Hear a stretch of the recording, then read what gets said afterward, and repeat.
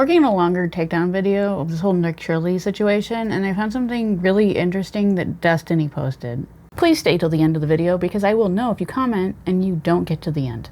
So Destiny posted this on X today about Nick Shirley. A fan of his drove to the Learning Center, and found out that they were open from 2 to 10 p.m. This is significant because this sign that we're seeing at the Quality Learning Center childcare door was blurred out in his video.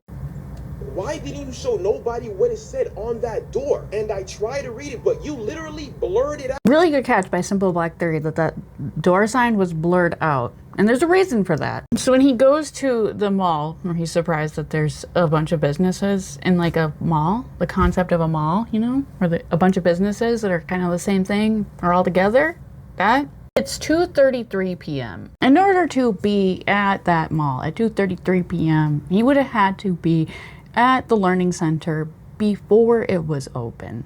So our local news, Care 11, went to the daycare. The Learning Center, which Brown says permanently closed last week. In a strange contradiction, however, our cameras this afternoon captured dozens of children being dropped off at that daycare. The manager telling us they are legitimate, they are open, and they never have been closed. Yeah, that's a little weird that they suddenly have people there and they said they were never closed. But a daycare having issues with inspections is not what Nick was saying. Let's not move the goalposts here. I know. So I found this article from Eyewitness News that was posted back in January about the daycare. They did have a lot of violations because, like Simple Black Theory said, they're a bad daycare. But it says no records for 16 children. So earlier this year, there were 16 kids there. That's a big jump from 0 kids. 16 is more than 0, MAGA. I know math is not easy for you guys. So my question is, if Nick was a legitimate journalist, who was actually doing his due diligence and looking into all of these things, finding these articles that I literally just found on Google, why wouldn't he just talk about the regulatory issues these daycares are facing? Probably because it would make David's agenda really obvious. He had to prove that these daycares were just being run badly. He would have to look at other daycares that are run by not Somali people. But also, if they're legitimate daycares, the money they're getting is going towards running the daycare, albeit badly.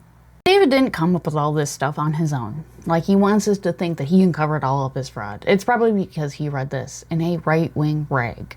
Now my Minnesotan accent's coming out. So this is the Star Tribune. In mid-November, a little-known conservative website published an explosive claim. I cannot read. Al-Shabaab, an Islamic terror group in Somalia, was being funded by millions of dollars stolen by Minnesota taxpayers. And right after that was posted, Trump started going on a tirade about Somalis. Weird. But a core source for the article now calls the story bullshit and claims he was misquoted. Another person cited by the piece is distancing himself from the reporting. Meanwhile, the current and former federal prosecutors have said that there are no indications the defendants involved in the Minnesota fraud case sent money to terrorist groups. The City Journal writers say that they stand by the story. Of course they do, because they're full of shit. This fraud is nothing new, and it's already been prosecuted. But there's one part of it that Nick doesn't want you to know. There was a massive fraud scheme that stole $250 million and exploited a federally funded nutrition program. And it was masterminded by someone named Amy Bach and Salim said.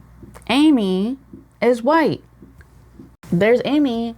But of course, that does not fit their narrative of trying to scapegoat and demonize all Somali people and say that they come from a culture of thieves rather than people who have lived in poverty because of Western colonization. And why are we talking about Somalia so much? Well, it has to do with Somaliland and this little strait that's in between Djibouti and Yemen. They can blockade Israel with this little strait here. And Somalia's not a fan of Israel either because they don't like colonization, obviously. And also, that's just being on the right side of history. Israel wants to recognize Somaliland because they will be allies of them and that would stop this blockade from happening.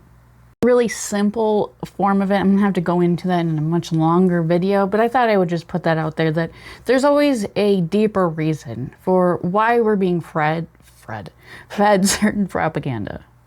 Okay, I'm gonna go before I can't talk anymore because this video is already almost 3 minutes long. But if you made it all the way to the end, that's amazing. I love you. And say hi to Phineas in the comment section. It's spelled with a PH, by the way. If you have any more information that could help me find out or gather information about this story, I have an email. It's crochetfrogs with a Z, @gmail.com.